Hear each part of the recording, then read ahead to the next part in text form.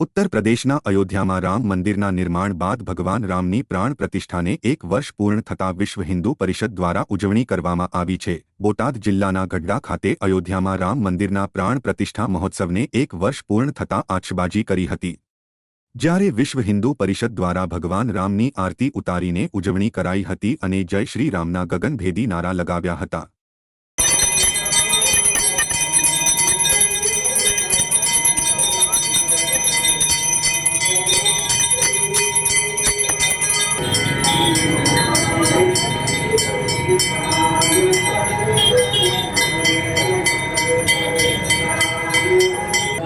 जय जय श्री राम, जय श्री राम, जय रामचंद्र भगवान की जय। ओम नमः पार्वती पते।